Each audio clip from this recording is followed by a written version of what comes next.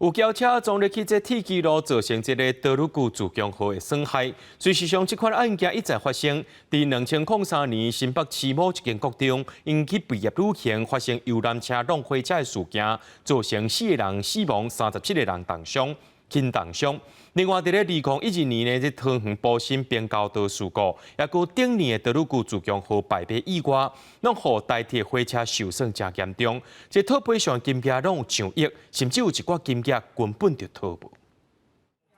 第2021年清明连假第一天，不少民众坐台铁太鲁过户，经过清水泵坑前，弄到施作工程的工程车，致死49个人死亡，213人轻重伤。代志发生了后，台铁为去年开始，伫全台湾7个所在建置电子辅助瞭望员，另外伫工地800公尺范围内协助感应往来列车，发动警示，望莫发生事故。因为真的是人看到，但是整个系统去看到的时候，它有办法用什么样的方式去有效的确认，就不会误报。否则误报的情况很多的时候，也会产生问题。专家建议设置警示系统前，一定要演练，才袂发生误判影响运作。这是代替过去几年重大事故，除了物件落入铁基路，敢若边交道的事故嘛袂少。2003年，新北市某一个国中发生毕业旅行的游览车，因为拖车挡路弄到电联车，迄个时阵代替求偿将近762万。人旧年代替伫2012年埔心边交道，也互弄边交道的山石车弄到，造成代替设备严重损坏，提出将近2.1亿的赔偿金，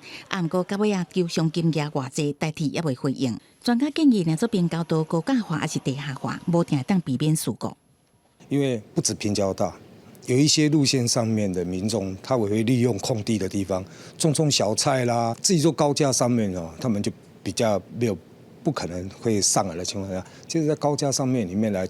当驾驶人员里面哦，是确实啊是有比较安心的一点了。台湾铁路工会表示，要避免发生弄边交道的事故，上界重要也是爱挖苦民众守法，啊若无就算强化热长高，也是重罚违规的民众，恐惊拢也是无法度避免事故发生。记者综合报道。